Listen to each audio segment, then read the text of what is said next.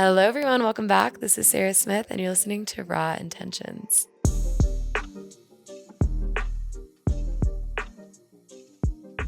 We've got a fabulous guest today. I'm sitting here in Silverthorne with Kelly Mazanti. She is the founder of Buttnski, of Rural is Rad, and is doing a million cool things, as well as going through a lot in life and being vulnerable and sharing it with all of us and giving us so much positivity, so much amazing advice. And I wish nothing the best for her. And I'm so stoked for y'all to hear her story and take some nuggets away from this episode. So without further ado, let's welcome Kelly Mazanti to Raw Intentions podcast. I'm so stoked to be recording. We've been hanging out for a little this afternoon, and we could have been podcasting this whole time. It would have been even juicier. Just walking around. Yeah, just walking around in my lingerie. Yeah.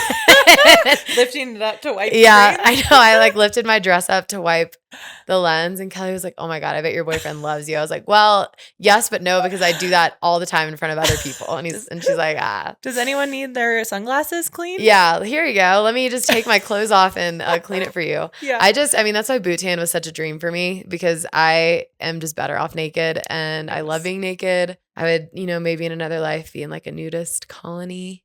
I could see that for myself. Go to Dream Canyon in Boulder. What's that? A nudist colony. Really? In Boulder? I'm pretty sure. Boulder's an interesting place. Yeah.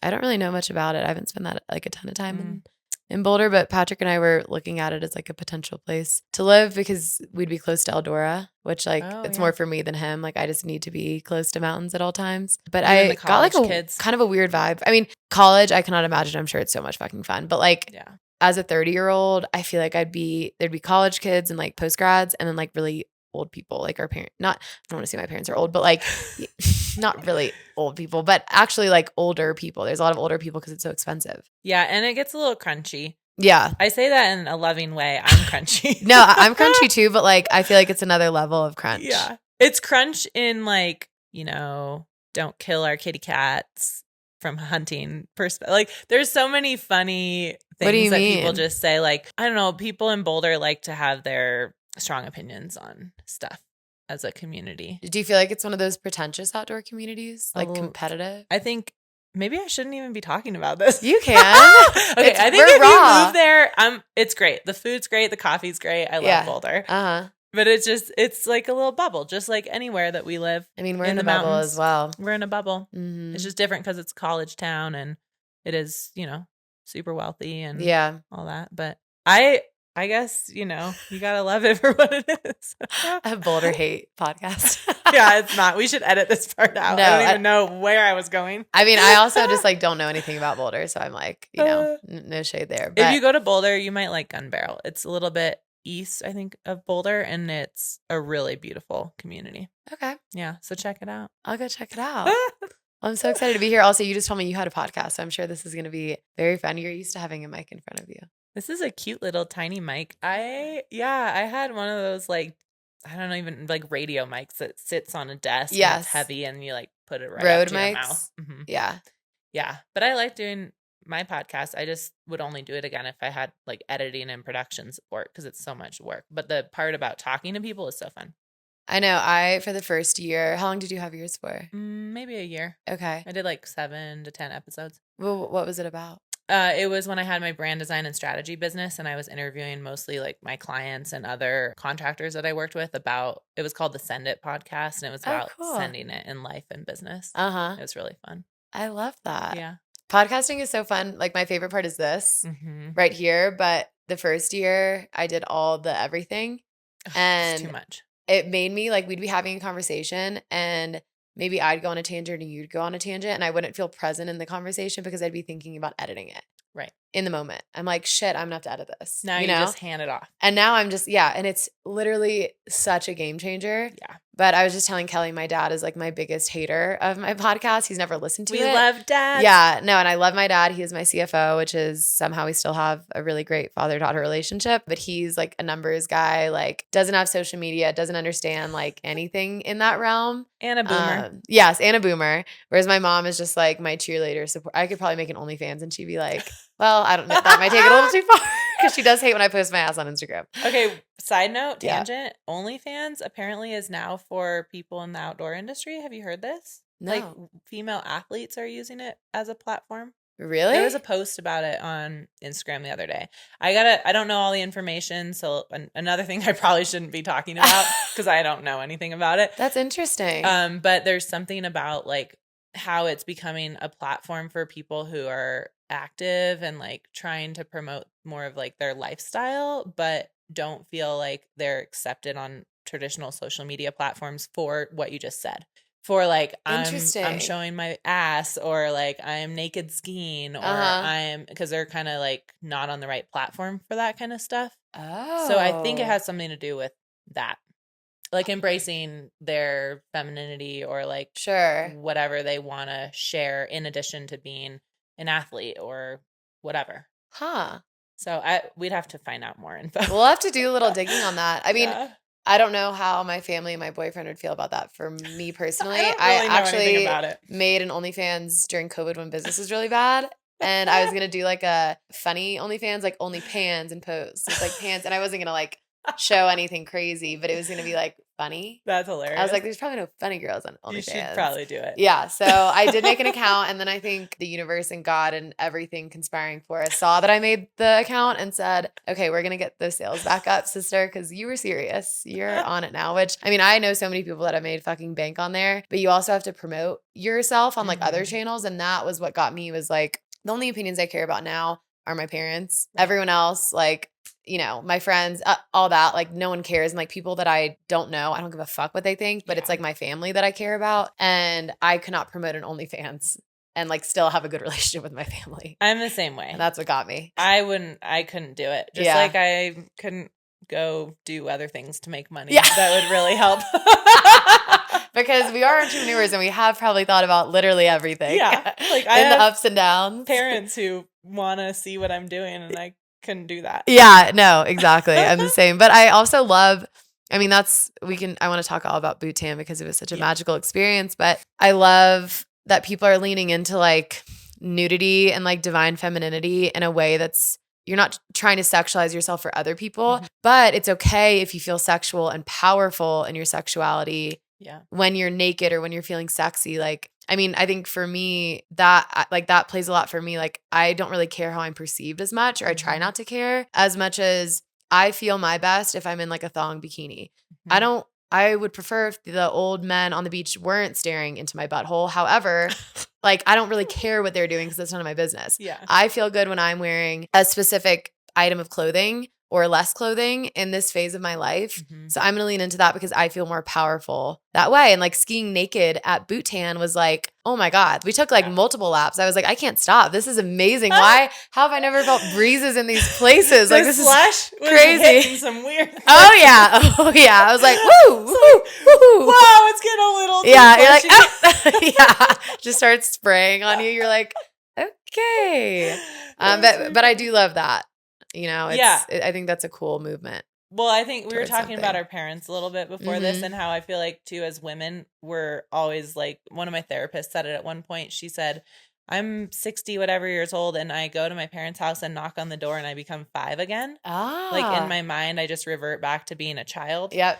And that has been hard for me. This is like a whole tangent, and I don't think my parents are intentionally doing that to me, but just growing up being like, you know, you're outdoorsy and we don't wear thong bikinis, and you need to be modest and not like draw attention to certain parts of your body, and so that you can be taken seriously or whatever. That's not a be whole judged. narrative we're fed our whole life. Like, and I think part of it is society, part of it's America, part of, you know, because there's other countries where it's like you go sauna naked with your family, and like friends. We just are over sexualized in this country. Yes. And Same with like topless beaches, all that. Yeah. Yeah. And one of my friends at Boot Tan, who was there, her takeaway was like, it felt so good to be somewhere where this was not like a overtly sexual thing to be naked. It was just like celebrating, like you said, divine femininity, which I love that word, divine. I think that's so beautiful. And getting back to that, because a lot of us have lost that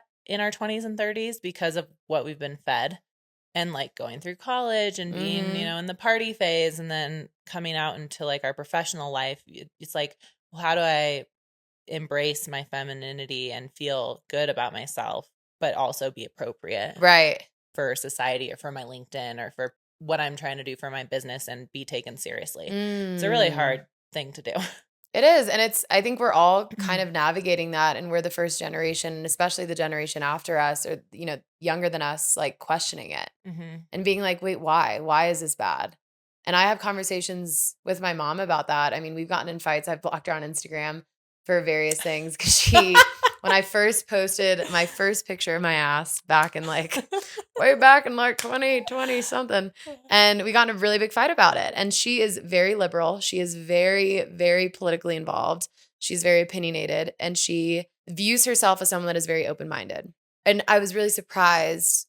Granted, I'm her daughter and I get that, but still how quickly she was so angry and, well, what are people going to think? And what if, when you date someone, what if their mom sees? And what if people follow you to look up to you? Like, what are all of these things? And it was all about other people and what ifs and this and that and perceptions. And I was like, Mom, this is internalized misogyny and you don't even realize it. You say you're open-minded, but you're only open-minded about the things that you agree with. And that is not open-mindedness. And I challenge you, all jokes aside, we got in a philosophical argument about my photos of my ass on Instagram. I was like, you have to take a step back and think about what's really bothering you other than me being your daughter. Sure, I understand that. I am your baby and whatever, and that's fair. But also I'm not posting this to get a guy to text me. And even if I was, really none of your business. But I'm not. To get approval or attention. If anything, I knew that I was going to get so judged for it. I'm from Alabama. I'm sure people see my posts and the things that I say and do, and they are jaw to the floor. I do so much that is so against the grain from where I'm from. So if anything, I'm doing it because I'm trying to encapsulate a moment in my life where I feel so confident in myself. And I am choosing to love myself and my body, which is such a hard thing to do in 2025 as a woman with social media and all the comparison and everything. I mean, it's always been really hard for women. I think it's a generational thing. It's partially maybe I wonder if it's a baby boomer thing. And I also think our generation, because I'm 35, I'm still learning how to come out of it and not be judgmental. I'll admit it. I've been careful about what I post on social media. Sure. I admire what you post on social media. I definitely remember the first time I saw your stuff and I was like, whoa, what is she doing? Totally. To be honest, because I'm I'm not allowed to do that. Who says I'm not allowed to do it? It's because my parents have said it and other people we've heard voices, and it's I want to feel the freedom to do it too. I mean, and I think it all comes back to us being so judgmental on ourselves based on how we're being perceived by others, which is something that you have to, I talk about this all the time because people are like, how do you not care what people think? Of course I care, but it's a practice. If you post something on Instagram, say you posted a nude from last weekend when we were skiing and it was risque and maybe you could see your butt or scribbles or a little heart over your nipples. I don't know. Yeah. And that's probably way out of your comfort zone. You posting that though and thinking of all the people that may judge you and then posting it anyway, that's a muscle. And that is you continuing to work it, but it's never going to go away. You're always going to have moments of but I do think if that's something that you want to lean into, noticing the things that give you pause in your life, whether it's when you're putting clothes on your body or things that you're posting or things that you're saying, and then giving it space and maybe doing it anyway. I love that. I love that you said it's a muscle. Yeah, it's just why are we doing or not doing certain things? And is it because of what we think other people think? Yeah. It's pretty powerful. And I think it's work, and coming back to yourself, and you've been through so much in your personal life and in your business life and your relationships, and coming back to what version of yourself you are now and figuring that out because we still are so young and we have time to figure that out. And that's another thing with parents and aging. And I mean, my parents act like I'm 45 and my dad's like, you ever heard of this thing called freezing your eggs? I'm like, Dad, shut up. I literally right after my 30th birthday, I'm like, shut up. If anyone should be, I should be doing it. No, but also right no, we're still so young. I hate how, and I think living out here gives us more youth because it's a bunch of just adult kids playing out in the mountains. It makes everything feel so young. And I think everyone's energy is so young, but as a woman, it's easy to get aged by other people too. For sure. And feel pressure. My latest thing is that life is long instead of life is short. Because a lot of people say life's so short. So you should do this or do that. But I just recently went through a divorce. And what I realized kind of getting going in that process and realizing what I want is that life is long. So I have plenty of time to like rebuild my life after this. Like it's going to suck. I love that. It's going to really suck. And it did, and it has, and it still does. And it's like the hardest thing I've ever been through. But instead of thinking of like, oh, life is too short, like growing up, I always heard that. And now I realize life is long. So like, I still want to maximize every year and every 6 months. Cause you realize like, wow, 6 months just went by. And then you get to a year and you're like, whoa, I remember where I was at a year ago. Thank God I put things in motion so that I'm now in a different place, because things can look so different in a year. And it doesn't feel like it when you're going through it, but then you get on the other side and you're like, whoa, look at a year has gone by. Right. But I really think like being 35, there's a lot I thought would be different about my life. Mm-hmm. And the first time I realized that was when I was approaching 30. And I thought, I was going to be married by the time I was 30 and then be ready to start having kids, because my parents had kids when they were in their 30s. And now I'm 35 and I just made the decision to get divorced and totally start over. And I have a startup and I don't know how I'm going to pay rent, totally. It's just, but then I realized, okay, what's the rush? Life is so long. Life is long. I really like that. And if you don't, I think there's so many people who are like, oh, just like stick with stuff, like stick it out. That's kind of like how I grew up. You just like stick it out. Grit your teeth. Yeah, even if you're miserable. And I'm not going to live like that. Yeah. Anymore. I think that's also a baby boomer mentality, like sticking it out, sticking with the job that you fucking hate, but like kind of supposed to hate your job. It's like you can look for more fulfillment in life and follow your passions. I think that's more our generation's shtick. And it's fun because I guess we met kind of through that community of people who are like, I'm not going to do that. We did. Well, Kelly and I actually technically met when I was on a run. Remember? With Price, my roommate. We were on a But run. I knew who you were because our other Sarah had told us, you guys need to meet each other. And I think we'd even texted or like DM'd or something because we were going to do a pop-up together or something like that. Yeah. So we'd already talked, but yeah, I was like on a run in Silverthorne and then I hear like, Sarah. And I was like, and I was so out of it. I was like, hey, like what? Like I was on my cruiser bike with one of the with Huskies. your dog. Yeah. And that's how we met. And then I can't remember the next time we hung out, but it's been cool getting to know each other through the small business space. And that's one thing I'm so appreciative of where we live and the industry that we're in is the community so amazing and getting to meet so many people within this community. You really do feel like you're finding a family that like understands you. I mean, we were talking before this about like all the shitty shit that's happening in life. And you were talking about things as if like I literally have in a different way have been through so much of what you're going through. Like we get it. And a lot of people don't get it. And I mean, when you throw all of that in there and you have a business and you have a impending or now a finalized divorce and all of these players that feel like they're falling apart, I know what that feels like. And it is just like you're grasping at straws. You're like, I need something to go right. Yeah. And some days, like we were just talking, I think Instagram, I mean, it's classic. Social media portrays that like everything's so fun all the time. And look, we have glitter on and we're skiing naked. Yeah. Woohoo. Yeah. But like the schlepping around, of stuff all the time is not fun. It isn't. To get to and from those places. And nobody told me anything before I started this about how it was going to be. But they definitely didn't tell me you're going to be like a pack mule hauling shit around all the time, in and out of your car, destroying everything you own because it's so dirty and like abrasive. And that's going to be your life. Like, right. To do this business. And you may not even make any money. Yeah. And you might pay for an event and like spend money to get there and then you don't sell anything. Yeah. Like there's just so many things. Yeah. Ups and downs. And it's really lonely when you're in the car driving home and you're like, oh shit, how am I going to pay my bills? Yes. You're like this thinking didn't go the way I thought it all was the bills. You have like a whole car you have to unpack. I mean, and it's wet. Yes. And muddy and slushy. And I've literally been in the depths of it. And I want to talk about pop-up, small business, where you're at in your life and kind of like things that you've been up to and in your personal life and all the things. And before we get into it, we never even introduced you. So tell everyone who you are and give us a little like elevator pitch and then we can just like dive deep. Cause I mean, we already know each other and we've been talking for like an hour. So we forgot that we haven't, I love it. Introed. This is going to be the longest podcast. Go on a fun drive. Yes. A long hike. Yeah. My name's Kelly Mazanti. Mm-hmm. I grew up in Washington State in the Puget Sound, which is now the Salish Sea.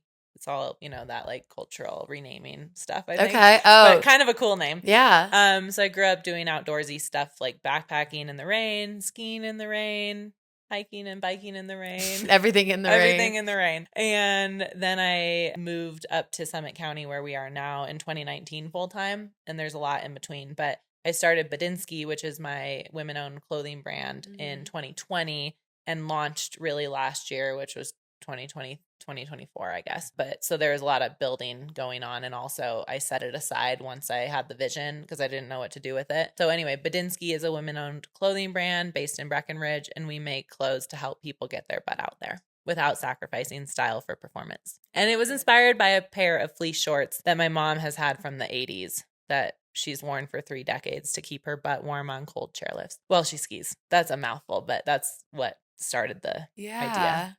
I remember seeing that on your website too. Yeah. I love that story. Yeah. And you also own, and is it a nonprofit or? Rural is Rad? Yeah, Rural is Rad. So you founded that, right? Yeah, I started Rural is Rad with 2 other brands. So in rural Colorado, there's this thing called West Slope Startup Week, and it's through Startup Colorado, and it's basically like a startup festival for the whole western slope, which is rural Colorado, everything that's not on the Front Range of Colorado. And I did a panel there about collaboration between rural founders a couple years ago, and there were 3 of us, TJ, who's up in Grand Junction, who owns Stray Wild. He's an artist, really good artist. And then Robin Hall of Town Hall Co. out of Steamboat. And the 3 of us were really vibing on this panel about how we collaborate and share ideas. And that's part of what is unique about being in rural Colorado, is that people are willing to share and help each other. And there's a lot of resources that are shared instead of keeping it all like confidential. And there's really not much confidential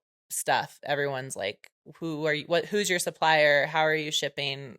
What are you doing about the tariffs? Like, it's very open book. And so we kept talking following that panel and decided there's like a movement here. So we started Rural is Rad, and it basically supports brands and founders in the outdoor industry in rural Colorado, because all of us share one common thing. Well, many common things, but the main one being like brand awareness, how to get exposure when we're in a place that's not urban and we're trying to build these brands. So helping each other.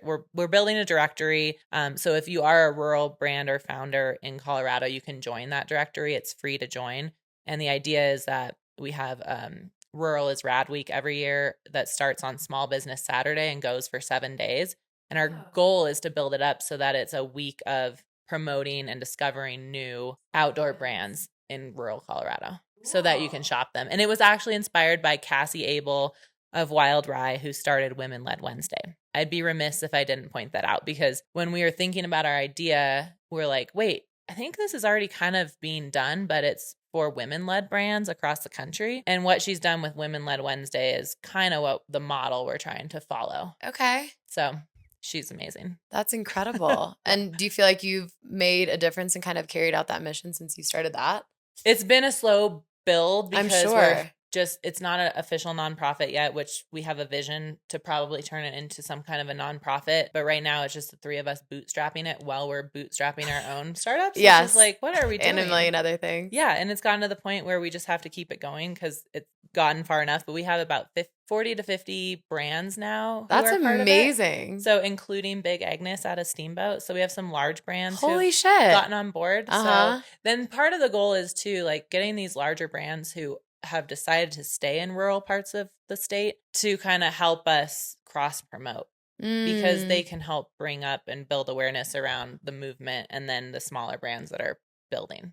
Well, and they probably know how to stay in rural Colorado. I mean, that is the goal, right? Like we all love the mountains so much and want to stay here, but it's not quite affordable. It's hard. And it's just logistically, you have storms that shut down the roads. Totally. Whereas like if you're in Denver, you can get in and out of the airport almost any time with your goods. Right. So there's and shipping things and manufacturers. And I've really experienced that too here is like the openness and like the excitement to share contacts versus like being weird about it. Like I need to like get all my contacts in one place so I can just easily send it around. I mean, Anna and I, of Hoo Ha that we were just talking about, we were obsessed with her. Shout out Anna. Anna, we love you. Huge fans. We were like casually chatting. She probably had her assless chaps on. And then we started talking about the tariffs, and she was already telling me like, I have this manufacturer. If yours ends up not working out within the US, or maybe it was in like Portugal or something, I can't remember where, that I could put you in contact with if you want. Like, it's so nice to have that community, because it's you feel so lost in it when you're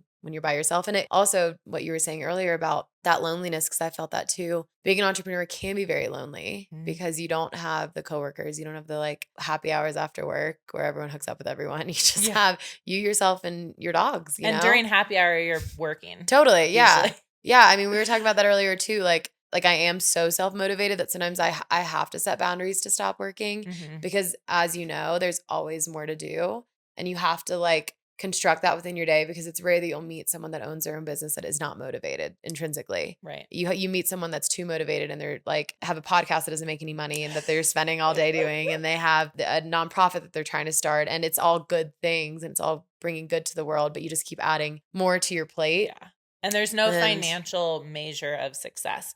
Whereas like in a corporate job, you have measures of success that show you and other people that what you're doing is adding up to value. Whereas like what we're doing, nobody's patting you on the back and being like, good job, you are adding value. Yeah. Because the money doesn't, like the whole overnight success thing is what we're doing. Right. Like one day when it pops off in 20 years, people are going to be like, 10. Holy shit. They'll be like, whoa, where did they come from? They're just fully baked and it's amazing. And you're like, no, you're like, I had bro, to shut it down. I had to shut it down for a while. And go get a job because it wasn't working, or like whatever we're doing. And one of the things you said about the boundaries thing, I have this little thing behind us. I don't know if you can see it. It's a glassy baby. That little votive. It's called a glassy baby, and for anyone from Washington State or the Seattle area, you know about glassy baby. You light it. There's like a little tea candle in that little thing, and each one. When I did a pop-up recently this winter in Bellevue, Washington, at Title IX, one of the glassy baby stores was right next door, and my mom bought me. She said, pick out whatever one you want, and I'll buy you your first glassy baby. So if you go to any like Seattle or Bellevue home, they're filled with these things because it's like what everyone gives you for a gift or a baby shower or Mother's Day or whatever. But I had always wanted one, and it's kind of like now my new routine. Like when I get home or I'm cooking dinner or I'm sitting down in the evening, I'll light it and I'll say thank you for my first million. I love that, because it's called, the one I picked out is called $1 million or $1 million.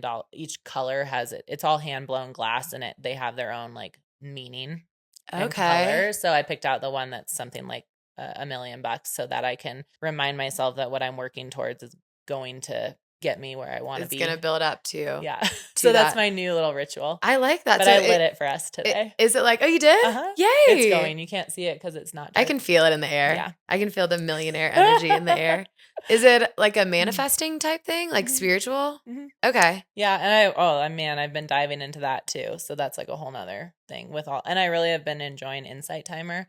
I have Insight Timer. It's so nice because you can save. It's free. Yeah. Took me like a while to get on in the habit of using it. But now even my parents and I send each other manifestations about like my dream home and, my wealth, relationships, and whatever, happiness. Yeah. And all these, and like powerful deep sleep meditations. And so that's like my first thing when I start the day, and my last thing when I go to bed now, and everything in between.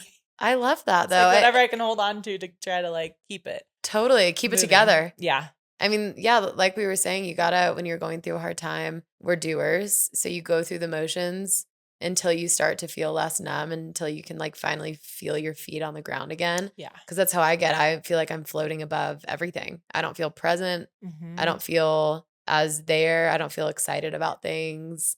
I feel anxious all the time. Like you're just kind of like out of body. Yeah. And spirituality, meditation, or, whatever does it for you. I mean, journaling helped me a lot too. I also journal, and it's so helpful. Totally. And you just like go through the motions until like one day you wake up and you're starting to feel like in your body again. Yeah. I was telling my friend this week that it's really, for anyone, no matter what you do, like one really hard day or bad day can just make you forget about all the good days and like the good moments. So gratitude practice is super important because the more that you practice gratitude for what you do have to be grateful and thankful for, it's like that lends itself to more positive things happening, or for you to feel more positive about the things happening in your life. But I do definitely believe in the law of attraction, and it's so easy to get your mindset in the gutter, and you have to like think about what you're grateful for to get it back out of there. But I was definitely having a hard day like yesterday, and still it's kind of bled into this day, even though I'm really happy we're here and doing this. But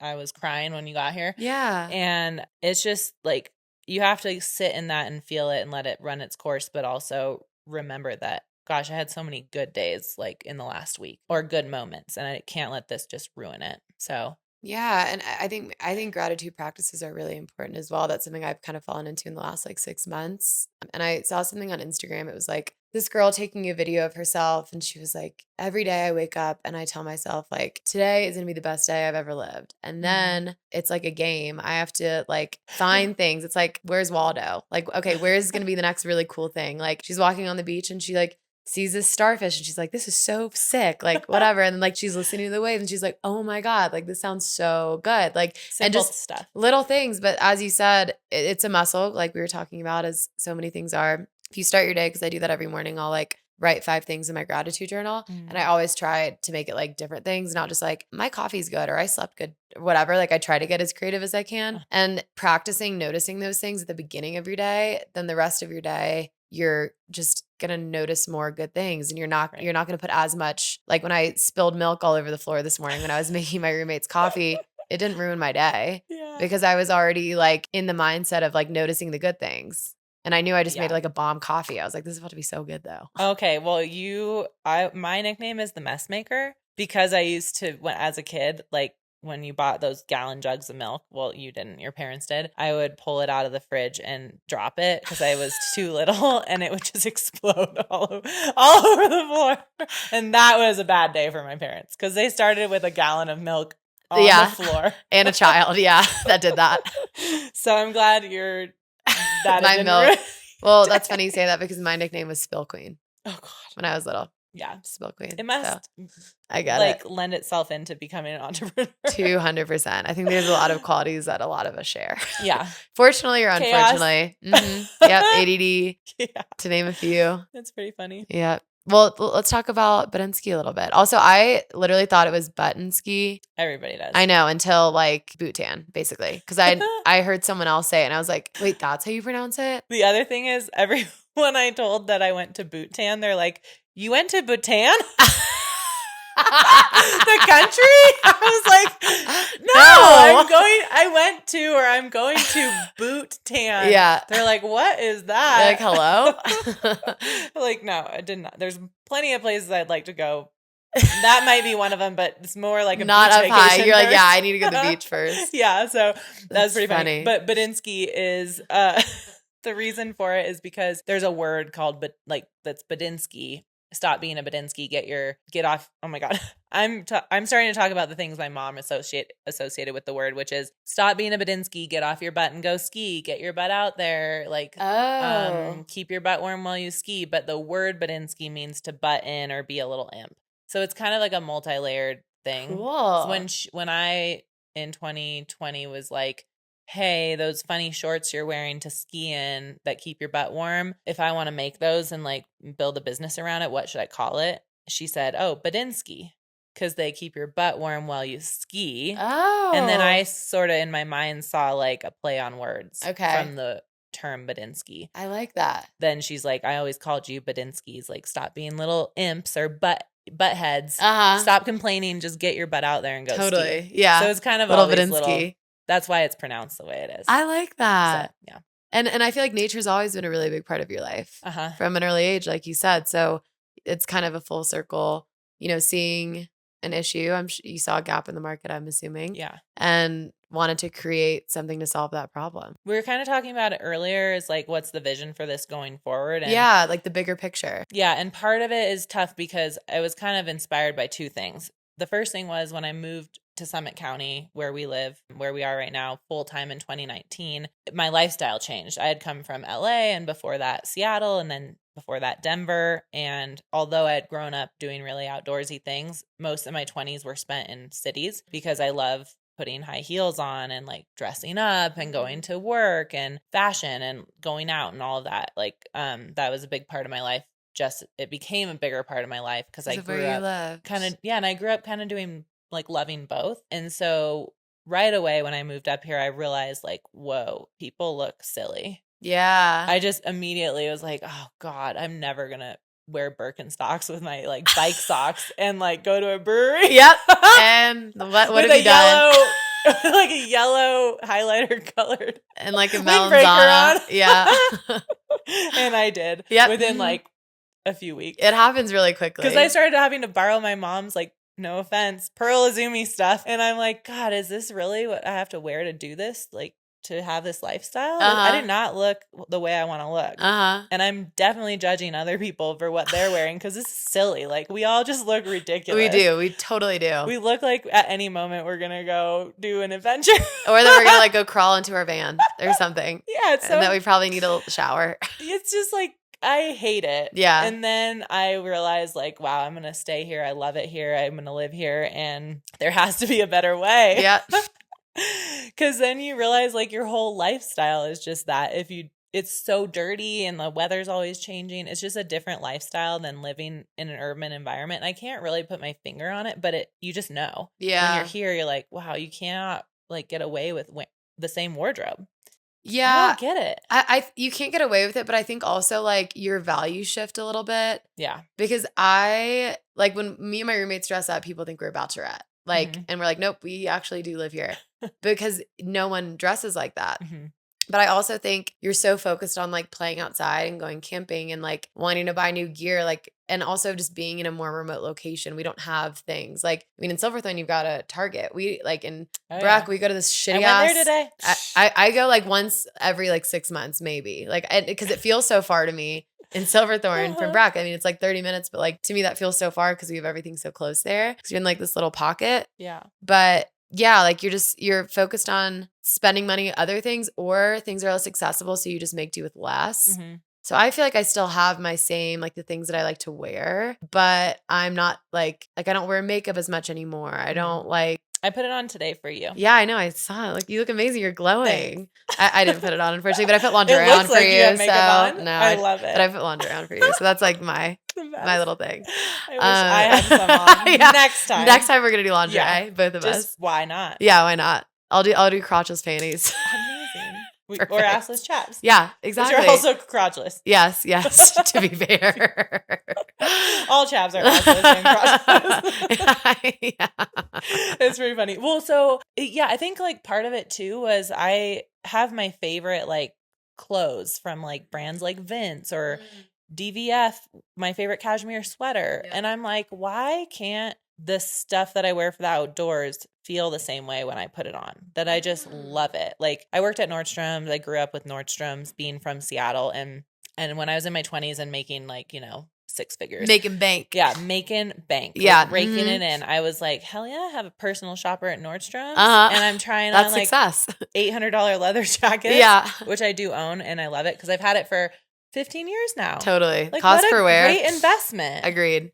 Yeah, you need a good leather jacket, and I am not into vegan leather. I'll just say it. Yeah. No offense if you are. That's just okay. love real. I don't really give a shit either way. Natural fibers and animal fibers. Yes, I'm obsessed with. But then I noticed when I started trying on like these more designers oriented things, like it really did feel different when you put it on your body. It was like, whoa, this feels like it was made special for me. So I've never felt that way with outdoor clothes. It's always like, ugh, why is it so low waisted? Or why does it feel like this when I squat or it cuts in here? And it's just like all about function. And then even if it starts to fit good, the colors are wacky. Yeah. You're like, what is going on? So when I first started like being here and realizing this isn't not what I want, there are awesome brands out there starting to change that. But I just thought like, why can't my outdoor stuff feel like my favorite pair of jeans, but just be like more performance oriented? Or my favorite like casual affordable luxury items that I own, but like not snag when I go hiking or something. Right. So that's kind of the idea behind what I want to build with Buttnski.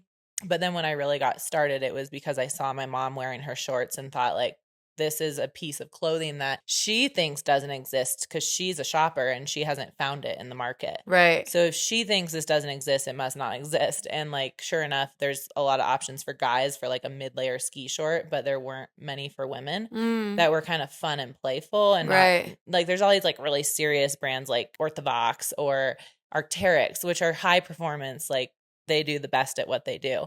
But they're so serious. Yeah. It's like, you better be going on an expedition or like something or really skiing shoots if you're wearing these. Yeah. So I'm like, it's got to be more fun. But I also had a brand design and strategy business that I started in 2017. So one of my favorite things about building brands was the juxtaposition and working with clients who are willing to be like, all right, I'm starting a weed business, because I had one of those in California, but they ended up with the word potluck because they grew up going to each other's houses after they were out skating or surfing all day, and it would be a potluck because everyone would show up with different food. Their mom, whoever's house it was, the mom would have food, and it would just be this potluck. But then they were, starting a cannabis brand, so it was like a double entendre. I love that. But then we were looking at like makeup brands and food brands for inspiration around like typography and colors, and so like pulling from other industries to come up. So eventually, like what I'd like to grow Buttnski into is the juxtaposition between like the performance driven high quality gear that you're used to with these really serious brands, but then like the fit and style that's still missing in the outdoor industry. Yes. Because let's be honest, like there are female owned brands popping up, but compared to how many male dominated brands we're just getting started. It's like a drop in the bucket. So there's still so much space. Yeah. I think there's space for everyone. Yeah. Exactly. And I think too, you noticing that gap and then saying, and your mom's a shopper. I think even if your mom didn't have that, if you're thinking that, other people are thinking that too. But it's more of like an aside of like when they're putting their layers on, they're like, I wish I didn't look so frumpy in this, or I wish that this was in like a cheetah print. Yeah. Or something, Exactly. And I thought, like, why not start with a cheetah print? Because Glennon Doyle. # because Glennon Doyle. Yeah. I mean, she's amazing. If you've read her book, you know why. I have. Mm-hmm. Yeah. So I get it. Some people are it's very polarizing to use animal prints. I love it.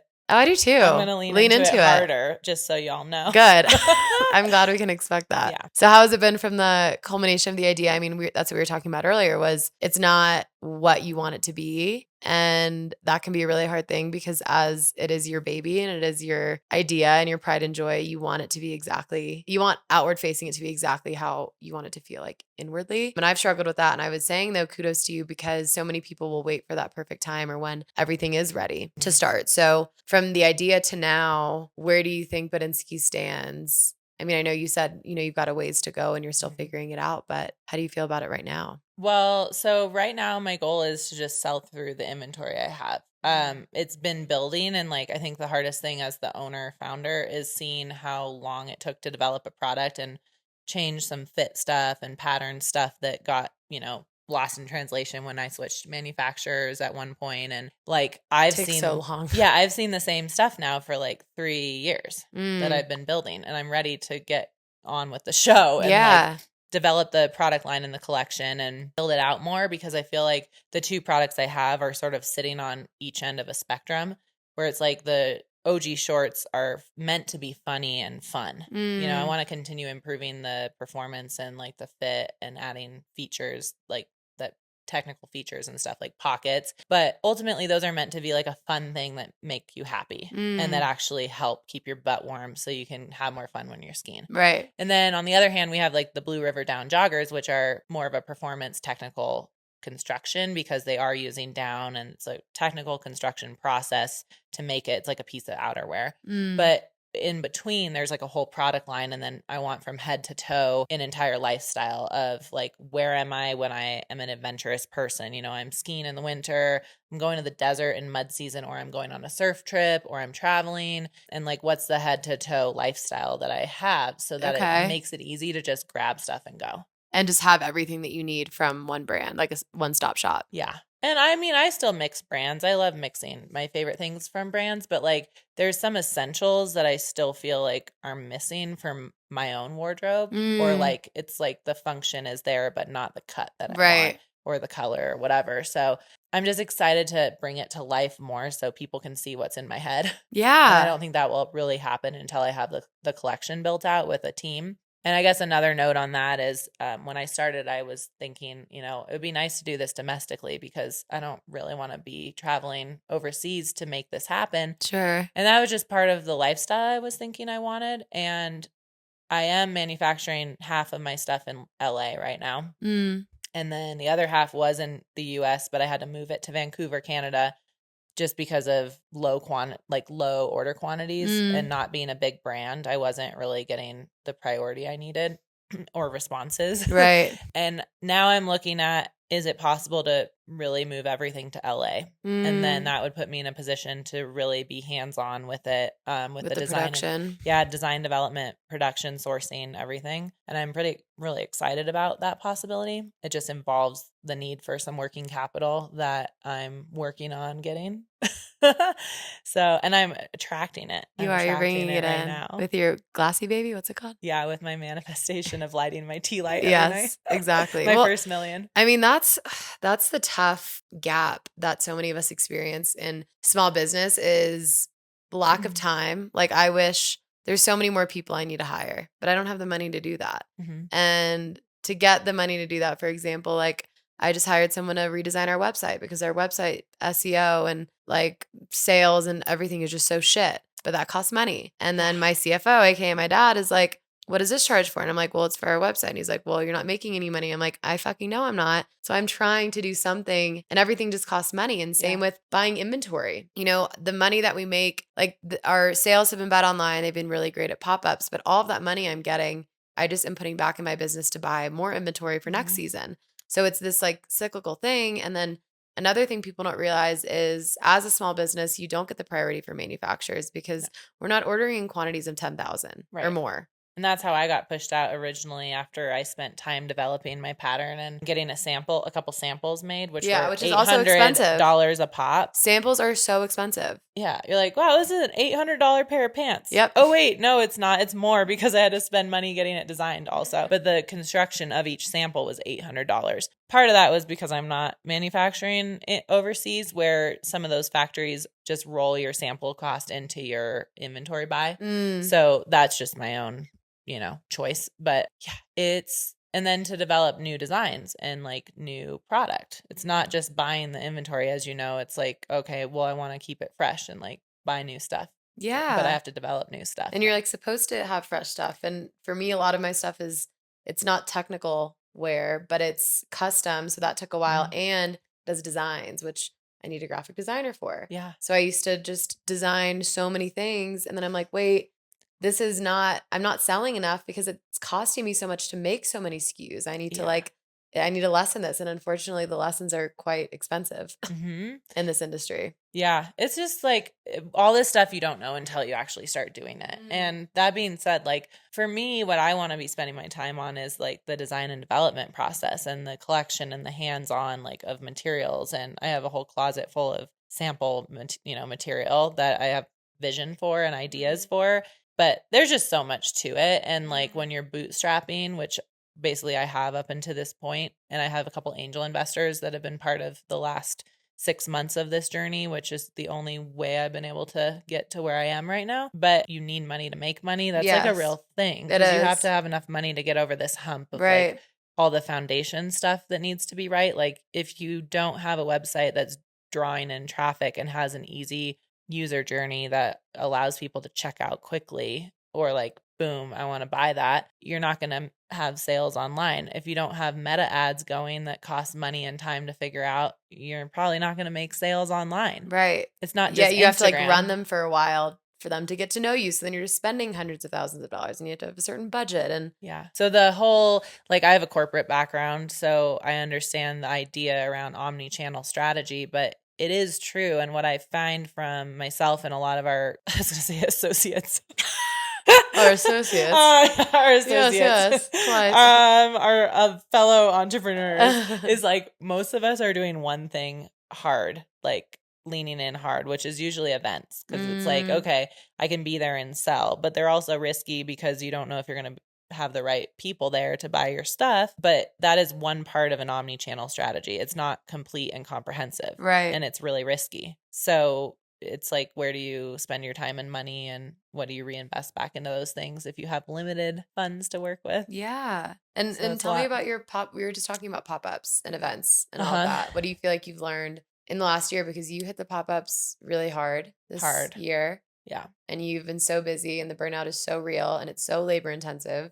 Did anyone else have bronchitis for like 3 months after December? Oh, I've gotten sick like 4 times this season. Yeah. It's insane. It's crazy. So it's interesting because like I'm learning that some people, like my target audience who buys a lot at my pop-ups are not me. It's like not my age demographic. So I'm trying to figure that out. But the most successful ones are like, you know, in Beaver Creek or Sun Valley and things like that. So I'm trying to figure out like, how do I still build a brand for me when the people who are buying it are not me, if that makes sense. It does. I think it comes back to the importance of like being able to visualize your customer because sometimes our ego can get in the way of that, of buying for ourselves, which is important. You have to love your product. Right. And maybe part of that is you continue to make the same thing, but you're not doing the right events maybe. I mean, that's what we were talking about. We both had very different experiences at Boot Tan, and it's not a difference in quality. It's not one product better than the other. They're just very different products. And the audience was in the mindset for 2 very different things. Yeah. They were like ready to get tatted up and which I didn't even know they were doing get tattoos festival there. Stuff. I know. They had people who were getting tatted up. I wish I knew. Not just glitter tattoos on their butt. Yeah. Which I got. Oh, that's nice. And then I was like, oh, maybe I should get the real thing. This looks pretty good. I do have a tattoo on my butt. I love it. I scrubbed it off before the hot springs the next day, but it was nice while it lasted. Yeah. But yeah, I don't know. It's just like, that's the other thing about pop-ups. And you don't know what mindset people are going to be. It's always a risk when you show up. Always. Yeah. It's like, are they in party mode? Are they in shopping mode? Are they in like, oh, I don't want to carry this around mode? So that's just been interesting. Like ideally I want to work this year on, well, I'm going into a fundraise. So I'm putting together a SAFE, which is a simple agreement for future equity. It basically will allow me to hopefully expand my pool of angel investors that can contribute to like a pre-seed round of fundraising. And part of the money that I want to invest is into digital marketing so that I can de-risk the business. Because when I have an event that does really well, it's like, okay, how do I replicate that with online traffic? And that's, if we can do that, that's like cracking the code. But totally. Easier said than done. Yep. But yeah, if you could be from that one event, just replicating that every day in sales, that's like what I want to do. Yeah. Obviously. Of course. Yeah. And not have to be there and do the schlep and the whole thing. That's kind of what we were talking about is lessons learned, certain months that I'm not going to be doing pop-ups anymore. I'm not doing pop-ups in the summer anymore. Not doing certain events anymore in certain locations maybe, or like doubling down on events and getting people to work them for us. It's all learning experience. And unfortunately, a lot of that comes with lost time, lost money, and just like your broken tents. Yeah, broken tents. I've already broken one tent. I'm on my second one, which are not cheap either. Yeah. Very heavy. And yeah, I mean, the learning curve just fucking blows because you learn through burnout and through tears and through exhaustion and through like, there's nothing more humiliating than standing at your table and no one buying a single damn thing. And you being like, okay, I guess I'm going to pack up now. Let me look busy. Yeah, like I'll go fuck myself. So just please come talk to us. Yeah, please, at least. You don't have to buy anything. Just like be around us so we don't feel like total losers. And there's just no way to know that. And you bring all the stuff and it's just as heavy every single time. Yeah. And sometimes you crush and sometimes you don't. And you just never know. Yeah. And you're like, oh, I know I have to just show up today as if it's going to be huge. Yes. And I always get a little anxiety before every event. I'm like, is this going to be worth it? I don't know. Yeah. I don't know. It's like bringing an umbrella and it doesn't, like, you have to bring it. You have to bring it. And then it won't It's a really heavy umbrella, by the way. Yeah, it takes up way more space. Really obnoxious and dirty. Yeah. Also, I need to get my car detailed, but I'm just waiting for the right time, and I don't see it coming. Don't look at my dirty white 4Runner that doesn't even look white anymore. It's disgusting. Yeah, like, this is just going to keep happening. I know. That's the point. I know. That's literally my same mindset. My goal, though, is to have a branded van at some point. Okay. I like that. I really want that I think I would like that as well. Yeah, I think that'd be awesome. Yeah. We could just go on van trips. We could split one. Vans. Buttnski, Ron, Rebellious butt. Just like one graphic on one side and another. I like it. I think it'd be really fun. We're all about collaboration here. Yeah. But seriously, like, van with the drawers in the back underneath, so all the dirty stuff just slides in, and I think that's the way. The way to do it. It's obvious. It's what most legit companies have. Yes, very true. Van. But it's something to look forward to. Yeah. So when you see it, you'll know we're coming. Coming down the street. Yeah. So yep. I have a bunch of goals. Yeah, but I mean, but you've also built something so impressive, and you have amazing products, and it's the times that you do sell out of things and that you get those compliments from people, or they try on something that you have and they speak out the thing that you tried to do. Like, oh my God, I've never felt anything like this, or this is so comfortable, or like, this is going to keep my butt so warm, or I've never seen something like this. There's always, like, occasionally gals who are like, oh my God, my girlfriend and I are always talking about how our butts are cold on the chairlift. Yes. I'm like, thank God, you totally get it. And that's what those are the moments that are, like, so rewarding. Yeah. And make it all worth it. Exactly. And I got a little picture on the Denver Post. They caught me in action with my shorts on the chairlift. So you're kidding. That was great. I love that. Next to we were both topless on the chair, but it was from the back. Oh, I love it. So it was great. Yeah. I need to read that article. I think we all agree we need to be naked once a month skiing. Okay. I could get behind that. Or doing anything. Well, what I loved about that was we were talking about your friend saying being naked and not feeling sexualized. Mm-hmm. I felt like it was the first time that I was unaware of my body. Mm-hmm. Like, I'm always so aware of if I'm, like, in a bathing suit or something, and this is so ingrained in my head that I don't even notice it. Mm-hmm. Like, where I'm in a bathing suit and I'm, like, sucking my stomach in, or I'm, like, trying not to, like, slouch as much. Like, it's just this weird thing that's ingrained in me. And for the first time, I mean, so Boot Tan is an all-women femme fest, no men allowed. Although there were a few guys at the base, which was kind of odd. But they were just helping with stuff. Yeah, but I think they were just, like, helping with stuff. Yeah, some Kens. But there's a naked ski lap. So we have, all women-owned small businesses, vendors at the base. We were each vendors at the event. And there's, like, a tailgate in the parking lot. People are car camping, staying nearby. And it was like 700 women, I think. Maybe is it year 4 or 5? Yeah, I think so. Of the event. Shout out to Jenny. Yeah. The queen. And Schlag.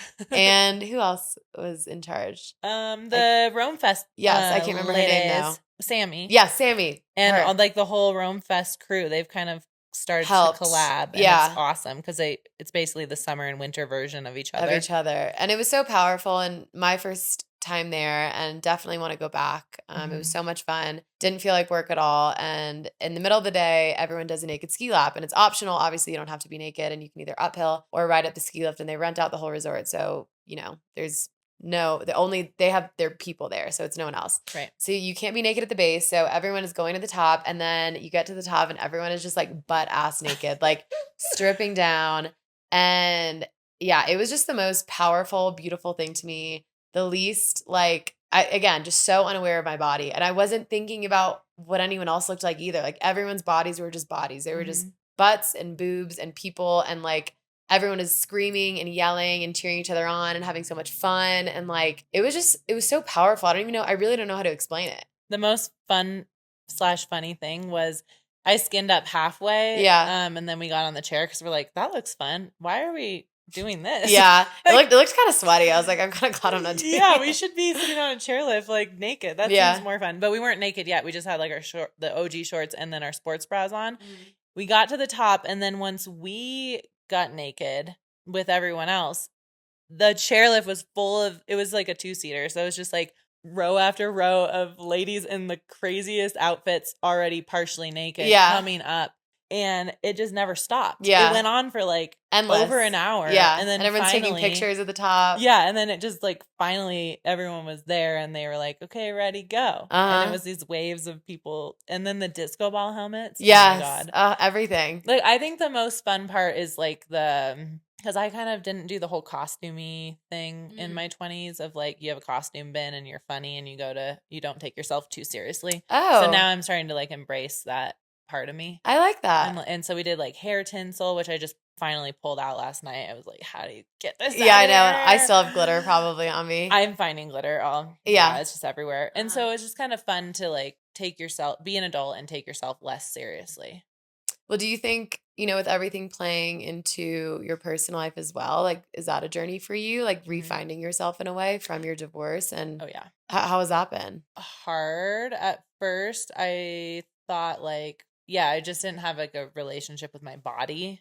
I was kind of just like pushing my body, feeling like my body aside. And I definitely, yeah, like just like no relationship with it. Okay. It just kind of like no love towards it. It just was. Kind of, yeah. It was just there. And then like having fun and just being like, I did this like spiritual cleansing thing, like clearing of, I think it's called the Big Six. It's like shame, guilt, grief, sadness, pain, and something else. And like getting rid of the layers that you accumulate in your life into adulthood. And that really was helpful. One thing that my friend Chelsea told me through that, she's like, I dare you to go skiing and just like not try to ski like people are watching you. Like don't try to ski well, just like go have fun and like dance and put your arms up and laugh and be silly. Be silly. And I was like, what? That's crazy. Like I am skiing and I'm like serious, and like trying to carve and like yeah, and like not be silly. So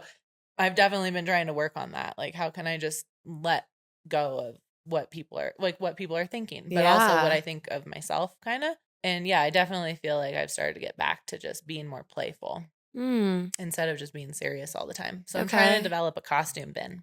I like that. So far I have. It's a very niche thing, but it speaks to like a lot more. Yeah. Yeah. So far I have like pink cowgirl hats with glitter on them to put in the bin. I have extra hair tinsel for next time. I have lots of glitter. We can get some wigs in there maybe. I definitely am thinking some wigs. Yeah, I think wigs might be your next. That might be fun. And just stuff like that. I'm like, because I used to just think of it as like clutter, and now I'm like, no, this is so important. It's play. It's like to play. Get out of your It's interesting. body. The older we get, the more emphasis, at least I try to put on like that, like tapping into my inner child of like playing and twirling around and putting on things that are colorful and fun and vibrant. And yeah, I mean, and I think that is an attitude out here, which is really, really nice. But do you feel now where you're at, how is your definition of self changed? Because it sounds like, I mean, if you were farther from your body, do you feel like you're also kind of farther from yourself?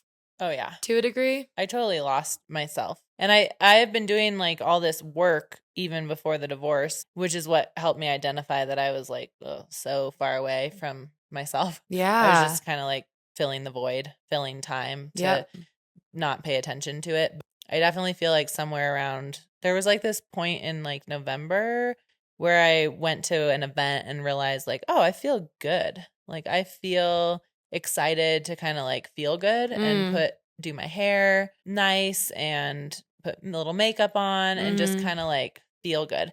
Then there is still more like ups and downs after that. And I've had periods of like not feeling that way and then feeling it again. But the other thing I noticed too is like I lost most of my muscle and just like got really like from stress, I got really skinny, but like not something to be proud of skinny, but I couldn't help it. There were definitely like periods of time where I just lost my appetite altogether. Yeah. Throughout the fall, and just food was not exciting. And I love food. Yeah. But I just was like, I don't have my kitchen. I'm just You're home, not interested in thinking about food. And so I'm not eating as much as I would. And so there's just like weird stuff. So the cumulative thing of that plus stress plus schlepping stuff and moving and trying to keep the business going and all of that, like I've been trying to just like rebuild my body. And also it's been hard because like every time I get back into the gym, there's like these weeks that go by between being in there. So now my goal is to not hurt myself. Yeah, like I'm trying not to pull a muscle or like hurt myself because I know I'm just coming in cold, even though I've been keeping up with yoga and certain things like that. And I get out on a lot of hikes with the dogs. Like the strength part of my routine has been really hard to maintain because I'm either totally exhausted or I'm traveling or I'm not in one place. So I'm just trying to get back to like a healthy version of myself where I feel strong and I'm not worried about injury. And, you know, it's just like being around people who are not going through what I've been going through. I've had to just decide not like to let go of what they think and just say like, look, I'm not there. Like I can't chase you up a mountain right now on my skis. Maybe down, but like definitely not on like a 6 a.m. like go fast ski mission, skin up the hill kind of thing because I'm depleted. So I've just had to recognize that it's okay to not be like where everybody else is because we're in this environment where everyone's like strong and active all the time. And always. Yeah, I have not been strong for like 6 months to the point where I feel safe to go out and like push myself and do those things because anyway, it's a whole thing, but it's just part of the journey. But I mean, it makes sense. And I think it's so important that you're able to recognize that within yourself and you're not, because if you're pushing yourself to a degree that you can't, then it's going to make you feel even worse about yourself. And you could put yourself in danger of getting hurt. Yeah. Because all of these things can be very intense.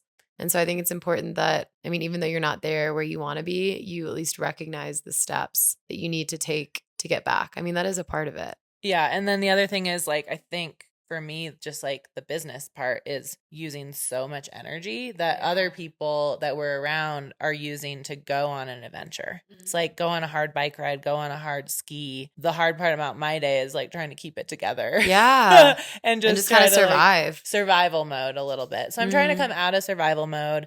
The last step of that is getting, settled into my own place with my dogs and just like it's like reorienting to my life and my own orbit kind of. Yeah, well, because there's going to be a period of grief of not only grieving the present, but maybe what you thought your life was going to be like. Exactly. Coming back to, okay, I didn't think I was going to be here at 30. And then at 35, I didn't think I was going to be here. Like you have these visions for yourself and for what your life is supposed to be. And then when you get there and it's not, I mean, you have to grieve it. Yeah. And then realizing a lot of people around me still have partners who are supporting what they're doing. And I went from that, you make mutual decisions together. And this is one thing that for me was really different from dating than in a marriage is like in a marriage, you really do make decisions together about like how you're going to build your future and setting certain things aside to focus, like let's divide and conquer. Well, in relationships that weren't resulting in marriage, I don't think I ever let myself really divide and conquer with a partner. It was more like, I got to look out for me. You have to look out for you. Yep. But personally, for me, my takeaway, at least right now where I'm at is like, I don't ever want to put myself in a position again of relying on someone else. And that's hard because like, I still want to be able to be vulnerable and contribute emotionally to something, but I want to have that part of myself taken care of so that I can always maintain that no matter what and not be in a position to rely on someone else and then have to rebuild. I mean, I think that's a very natural way to feel. And it's also okay if you don't feel like you can be very like vulnerable right now or as open as you used to be. Like you're going to have to kind of keep that armor up and figure out who you are and like mend those wounds first before you can open yourself up again because it is such a scary thing to do. Yeah. And the other thing I realized too through the last year is like all the events we do are so fun and like especially what we just did, boot tan. I was in Silverton for a women's only like ski weekend. Before that, Sisters in the Steep. Like those things are really nourishing to me. They fill me up, but I have to be careful to not just like always be around groups of people because it can be the opposite. And then you're like, whoa, I haven't had a moment to myself to just like go inward and take care of my recharge and like not be hyped up all the time. Right. So yeah. It's not like a natural state of living. Right. Yeah. So I guess what I'm saying is it's okay to not be doing all that, like for people who might feel like, oh, I'm never doing group stuff or I don't have like 100 friends.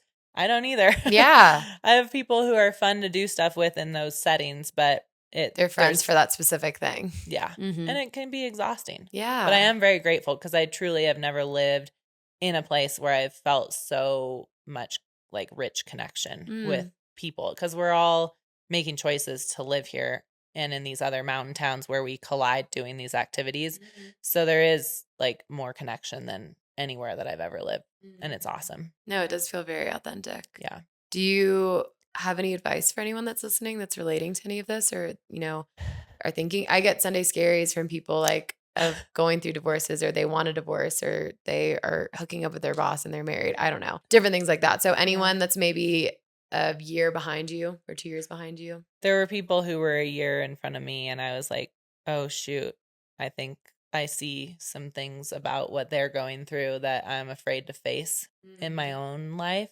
And it scared me because I realized, oh my God. At the time, I was not even considering that could be a path for me, because I grew up like that's not an option. Yeah, well, no one goes into a marriage thinking like, if it doesn't work out, we'll just get a divorce. Yeah, but I started questioning, like, I wonder how miserable are they to want that? Oh. And by the way, like, this is not like a shade on the person I was with. Right. It's not like you made me miserable. Mm-hmm. It's that there was no alignment. Mm-hmm. There was a lack of alignment. So this all has to do less with a person and the partner, and more of I was not aligning with my true self. So I just want to make that clear, because there was not one thing that happened that was like, that was bad, I have to leave. Mm-hmm. It was just like, I am not aligned here, mm-hmm. and this is not going to get better with therapy, which we tried. And so I would just say, like, back to life is long. You don't have to give it an old college try and grit your teeth forever if something in your life is just not feeling aligned. It's not aligned for a reason. And like, I truly think therapy is awesome and important, but sometimes you're not going to talk your way out of it. So you got to just like really get clear on what's not aligned and make certain shifts in your life that might be really hard or really scary, or you go into it and like, if I rip this Band-Aid off, it's going to suck.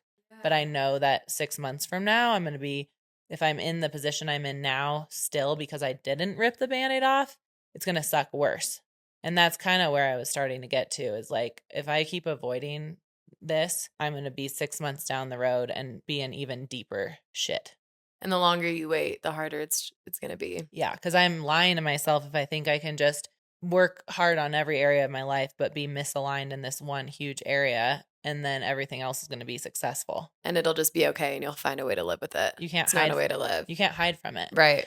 So that would be my advice, is you can't hide from it. And once you open Pandora's box, like, it's open. Yeah. You got to move forward. And I see now a lot of people who are like dilly-dallying, the kind of like what Drake does on his walks now, because he's an old husky. He like just dilly-dallies his way through it. And I'm like, come on, man, got to get home. Yeah. But literally people are like, you dip a toe in and you're like, shit, this is hard. This is scary. And my whole life is now blown up, and I'm just going to go back and be comfortable. And even though I know this isn't quite right, and it's so easy to do that. I had opportunities to do that because I was exhausted from like, the logistics of trying to move on with my life. Yeah. It's the path with more resistance, really. Right. So you have to just sometimes go through and make your life harder to get the life you want. I love that. I mean, it's so relatable to so many things that I've experienced in life, even though we haven't had the same exact experiences. Mm-hmm. I can relate to that, and also just being so attuned with yourself and listening to that inner knowing and that inner voice, because I'm sure it was talking to you for longer than you were kind of trying to quiet it and being like, well, it's not that bad. And some of it's not this like black and white thing. It's usually not. That's the hardest part, is to explain to a partner like what you're feeling when it's really unexplainable sometimes. You can't put and it's very layered. It's not just them. It's the both of you, and it's you, and a lot of it you can't explain yet because you're still working through it, but you just want to get that ball rolling. Right. Yeah. Yeah. So I know life's not always like sugar and rainbows, unfortunately, but it is this like progression of how do I want to feel? And, for me, the biggest thing right now is like, I want to feel aligned in my life, in every in my living situation, in every decision I make, and then let go of the outcome a little more and let go of attachment to stuff, so that if it's not serving me, it can fall off, so I don't go further down the path and then have to do what I just did. Okay. So that's my goal. No, and yeah, when thinking about like what's next for you, it sounds like that's what it is. Those are the things you're focusing on and bringing in more play and more positivity and a routine that you align with and getting a new place. And I mean, I think that's going to be monumental for you, just starting fresh and like having a home. Yeah. And having a home base. And there's little cues like I've noticed along the way. I go to this yoga studio called Summit Soul, and it's owned by Allie, who's amazing.